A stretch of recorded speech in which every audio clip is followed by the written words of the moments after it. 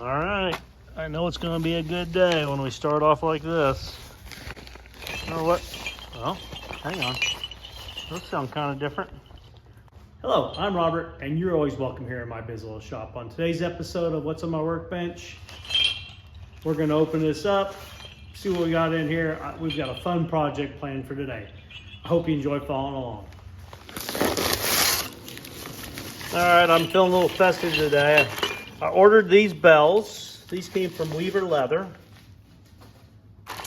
And I think they're really quite striking. A little tarnish there. I can clean that off.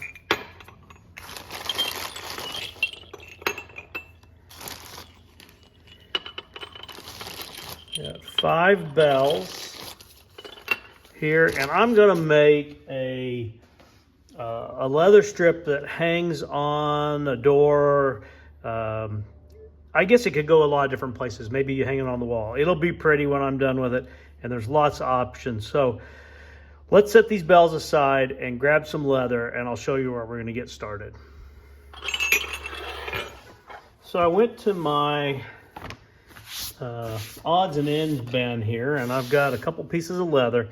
What I'm looking for is a strip of leather that is 3.5 by 18, and I've got a couple pieces here I can cut it out of, and so I'll get these cut. Easy project. You can find other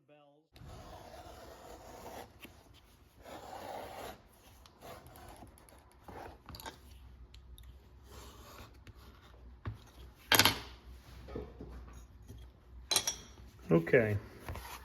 We have our 2 strips that are 18 by 3.5.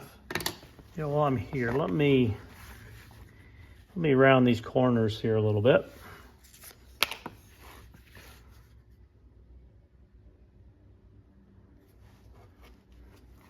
To prepare this so that it doesn't stretch much, I'm going to tape the back of it.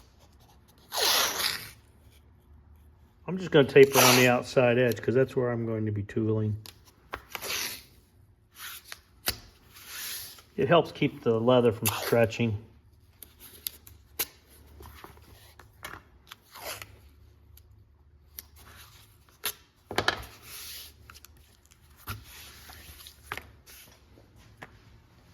So I'm going to complete a little bit different type of tooling on this than I've done in the past. So the pattern is a 1/2 inch wide, and I want it a 1/4 inch, started a 1/4 inch from the edge to leave room to sew. So if the pattern is a 1/2 inch wide and I need a 1/4 inch, I need 1/2 inch to get to the middle of that pattern. Hopefully that makes sense. Let me mark this on here. I'm gonna go really lightly because if you bear down on it, you're gonna see these lines.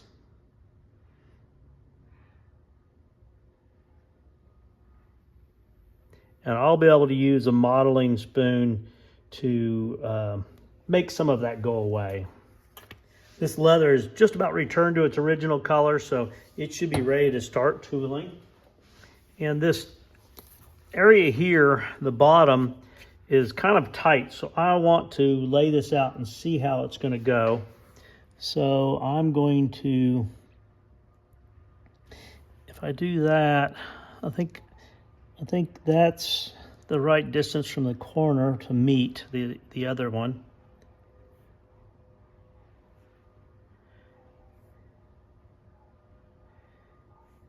Let me shift just a little bit over.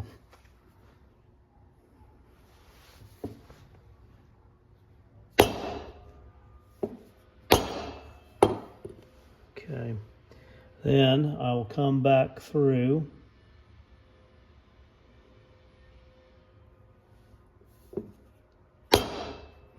and match that up.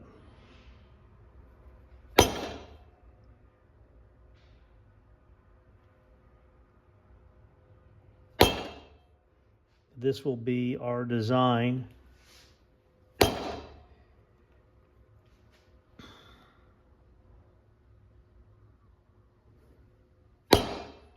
Tooled around this.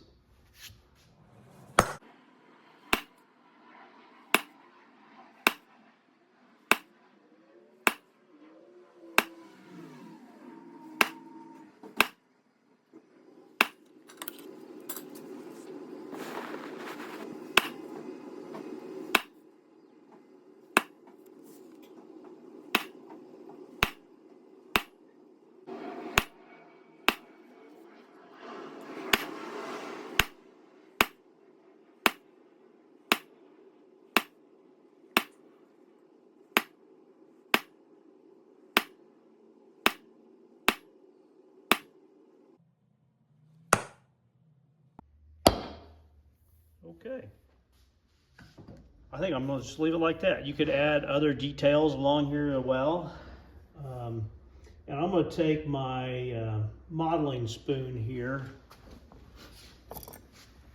and I'll rub out this line a little bit here between each of these, so it's not quite so prominent. I need to lay out where these bells are going to be placed through here. And if you go with an even number through here, then they may not look right because of the different size bells. So once again, I think judging it by eye sometimes is a little better, at least as I lay it out here and kind of see what they look like. That's pretty good. Let me measure and see what we've got here. All right, so what I've got here is I'm 3 inches up from the bottom, and then I'm gonna do 3 1/4 between these, and just a 1/4 inch smaller because these are so much smaller. 3 inches between these, and there'll be a hole here that has a strap through it to hold it. So I like that spacing. So to get started, I'll just mark here where that one's at, and then I'm gonna measure these others. So 3 1/4.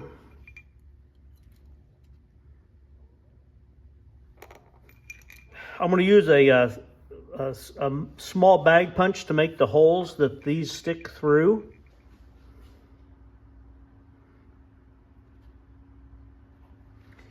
I will mark it here on each of these.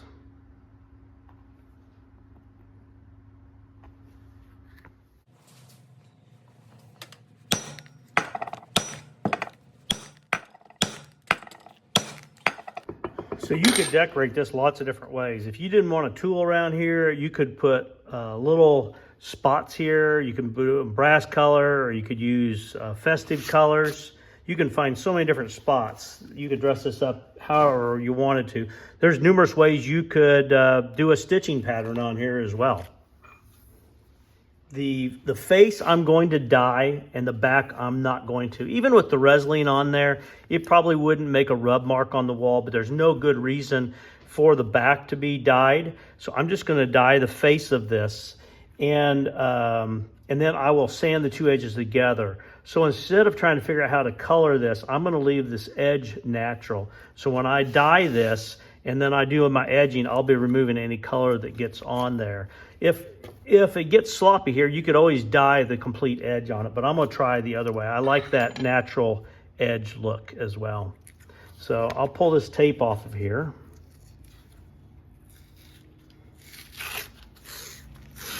And I cut a strip of leather here that will go through the top to hang this. So I'll set up and we'll dye these. I've got my dye and a little bit of denim. You have to be really careful when you're using fabric such as denim. If you rub really hard, you can put scratches in this leather.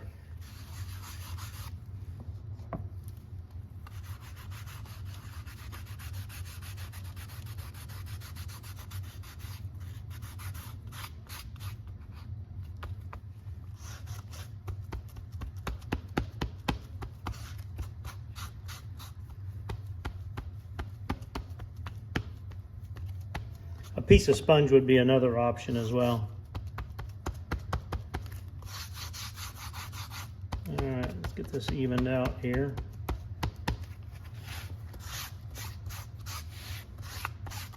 And I'll set this over here and let this dry. We'll put a coat of resin on here. It'll seal it up. It'll also act as a resist to the antiquing.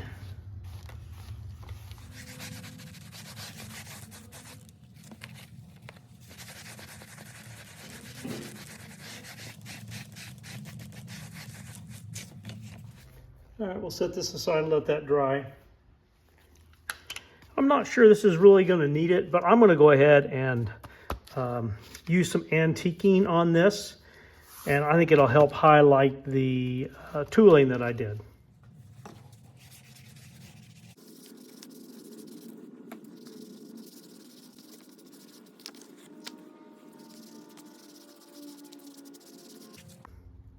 Yeah, that's pretty cool.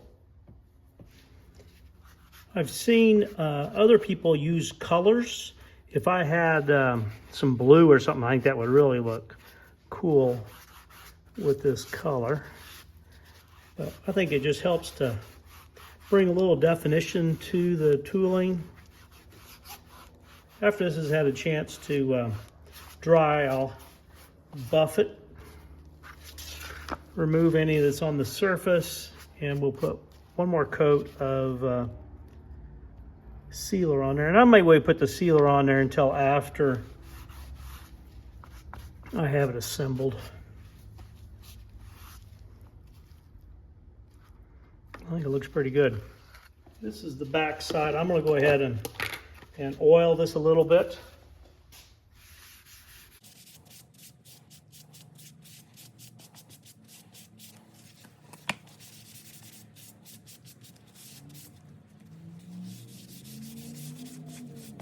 I don't worry too much about getting it perfectly even. I try to get it as even as possible. But my experience is that the oil soaks in and evens out if you've got it reasonably close to oiled evenly, just reasonably close.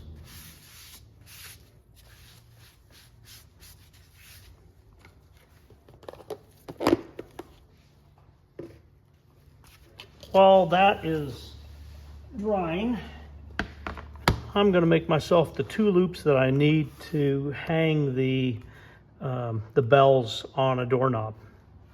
And what I'm going to do is I'll make a little bit of a round end. This is a wider punch than the strap, so it's not going to be a perfect round, but it's rounded.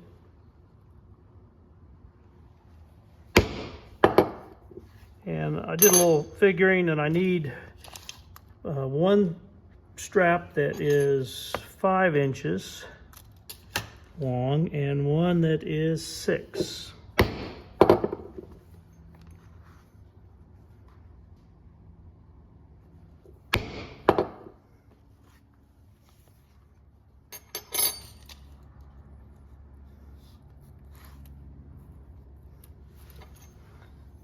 Obviously, could be a little bit dependent on how you're hanging it, what length you want on your strips.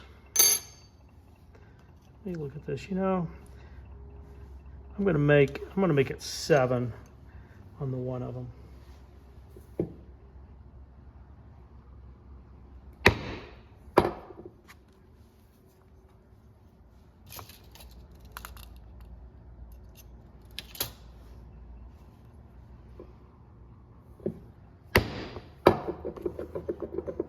Okay, what I might do is just put the extra loop with the bells when I ship it.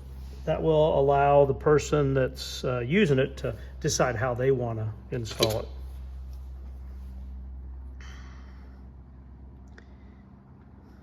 it.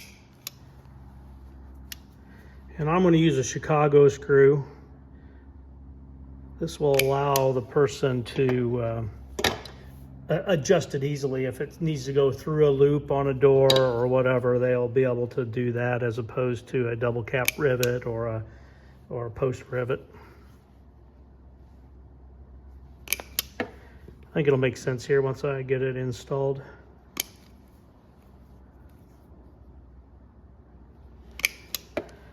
The next thing I need to do is I'll need a strap to go through these holes that will pin this, and it goes between the layers.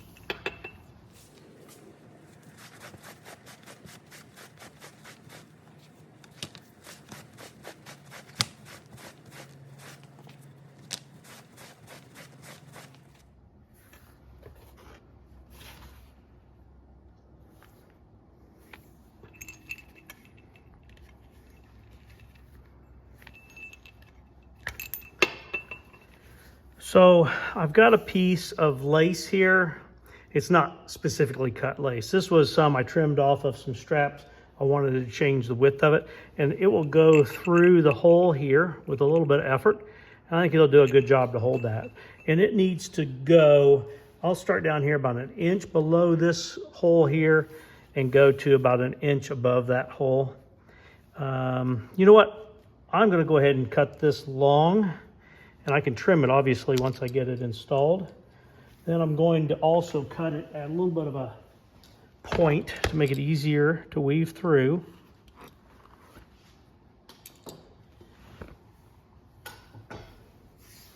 So what I'll do is I'll install these here and pull that strap through. Before I do that, I'm going to go ahead and get contact adhesive on the back here. Let me set up and do that. So I'm using Weldwood contact adhesive here. I put 2 coats on each piece, allowing it to tack up between the coats.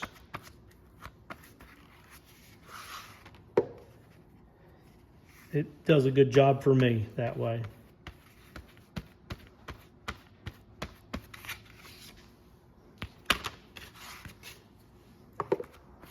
While I'm doing this, I'll tell you a little story about the bells and what they mean to me.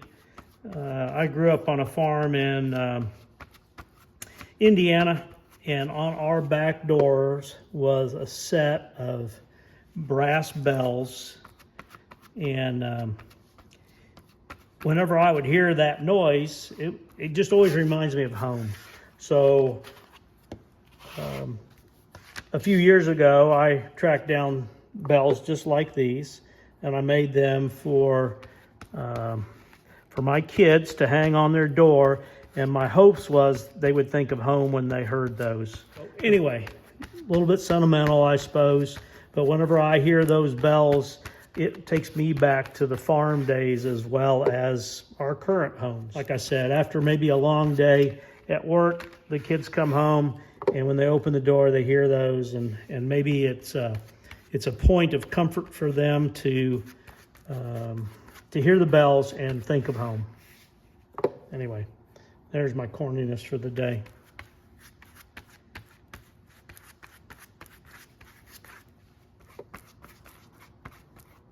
We are ready to assemble now.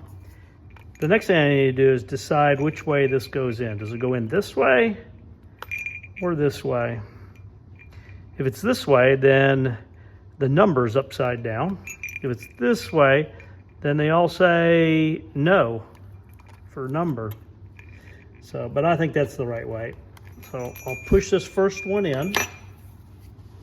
I guess I should make sure they're all the same, that they have the same, they do. Let's see if I can get this pushed down on there and get this strap through here.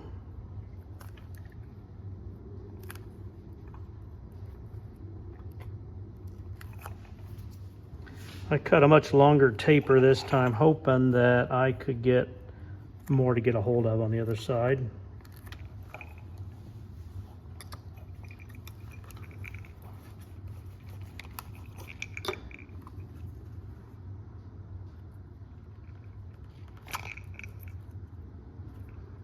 There'll be a little booger, I can see it.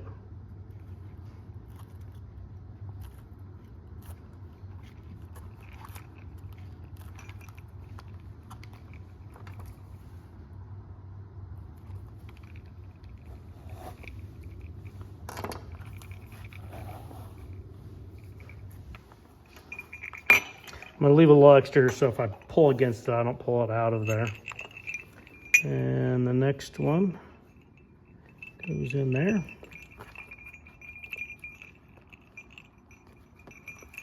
To me, it looks pleasing to have the large one on the bottom and the smaller ones at the top. By all means, if you make this, it's your design. You do however you want to do on it.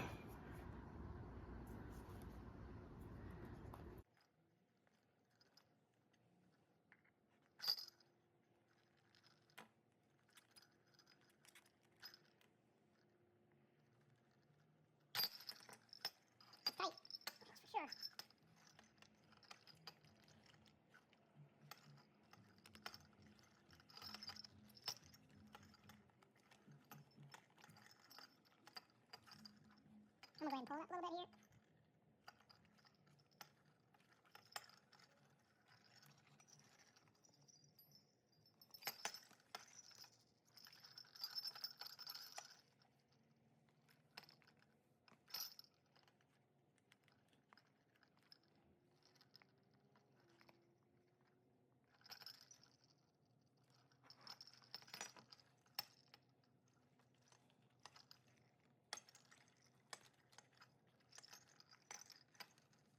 Couple more.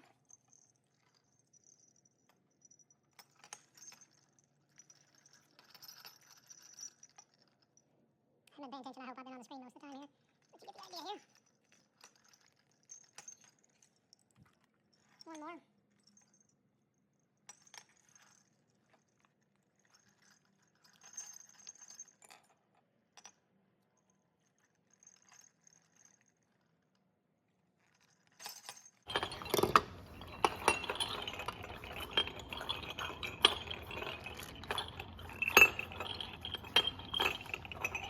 Let's see what it looks like. Oh yeah, that's pretty. Let's trim this a little bit.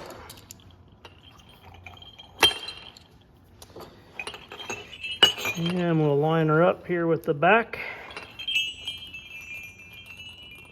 Start down here at the bottom.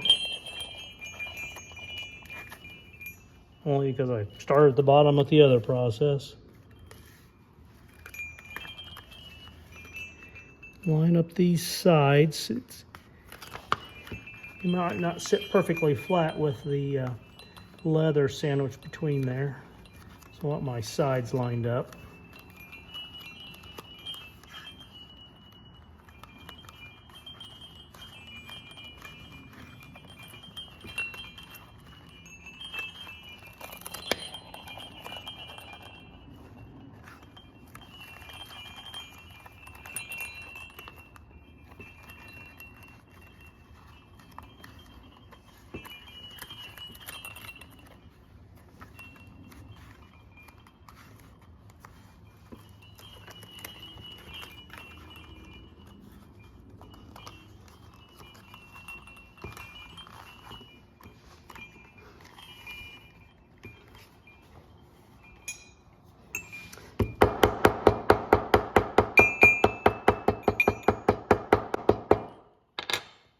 Make sure she's put together really well here. A little bit of noise. A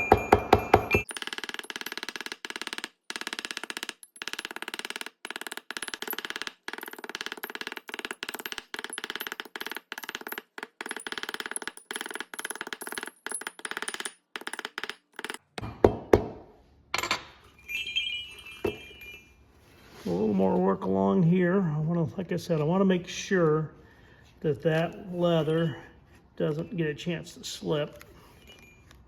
If you're really worried about it, you could also have put contact cement on that lace that I pulled through there, and it wouldn't move. But my experience is this isn't going to move either.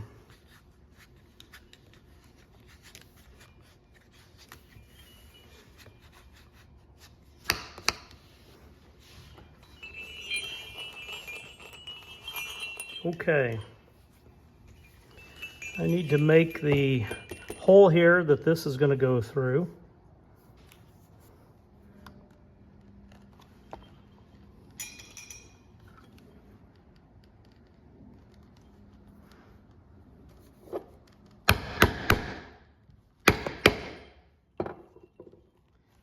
Obviously, you could have it much closer to the top. I have a method for my madness here.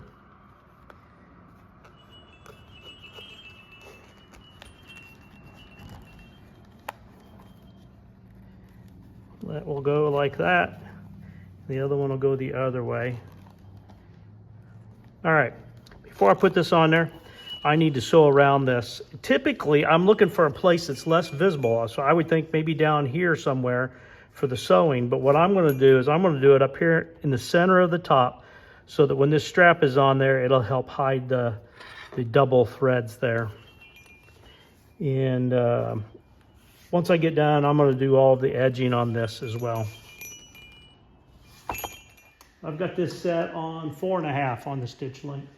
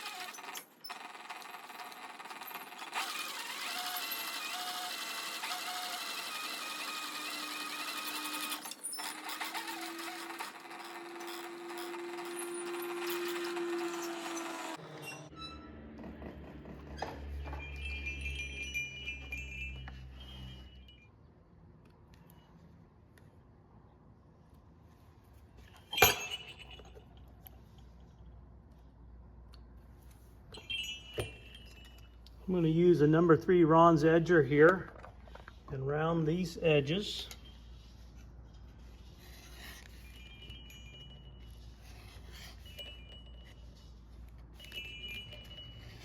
Once I get them rounded over, then I'll burnish them. I've used oil as all I have on the back, and I may just leave it that way. I'll have to decide. I'll probably put tan coat on it as I think about it.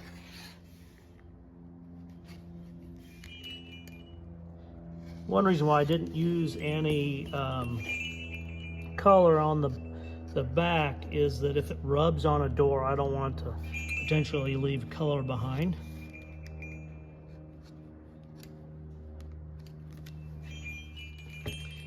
I'll flip this over around the back and then we'll get it burnished. I'll come back when I'm ready to put the straps on it.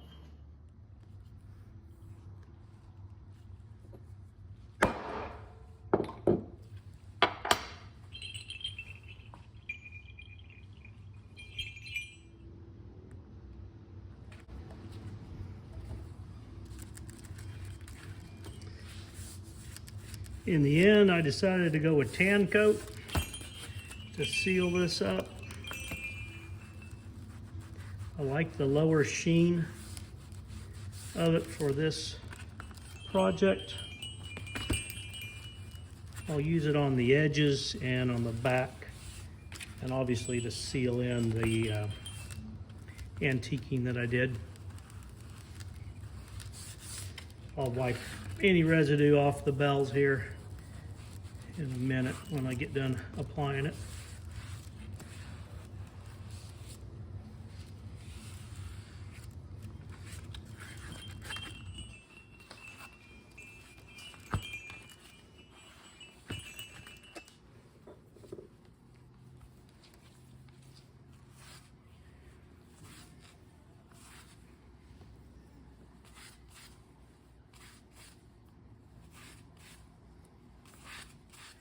I'm using Chicago screws here. These are 3/16 Chicago screws from the buckle guy. And I know some people would rather have a painted edge, and if you like painted edges better, then by all means finish it out the way you like it. I have seen Chuck Dorset a few times use a green or a blue antique or glaze. That would really set those off cool. I think next time I might see about getting some of those.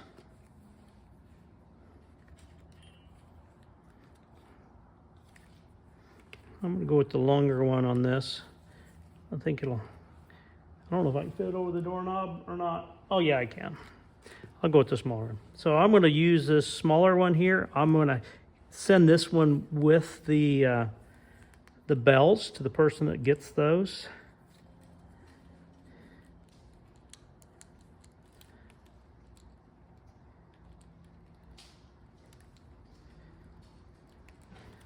That way, if they have, I'll send this longer one with the bells for the person that purchases this, that will allow them to go around a larger doorknob if that's how they're hanging it. Let's go and see how it looks. On that style of handle, it just slips over it. If it's a doorknob, or maybe it's a D-ring loop handle or whatever, it gives you options on how to hang it. I think they look pretty. I like that tool design.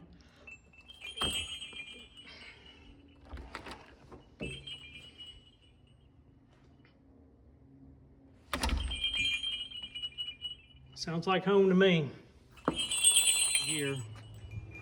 It's a cloudy day, but I thought it shows better out here. You could make a shorter strip if you wanted less space between the bells. You could make it out of a lighter weight leather that drapes differently. I've said it before, the only limit on this project is your imagination. Well, there you have it, folks. Another pretty easy project. I would call it a Saturday afternoon or a weekend project. It's probably more time with the drying than anything else. And I went ahead and dyed the edges a little bit there. I thought it finished off better that way. I don't know about you, but it sounds like Christmas to me. Also sounds like home. So I really like the project. I hope you enjoyed following along. Please like, share, and subscribe. And have a great day.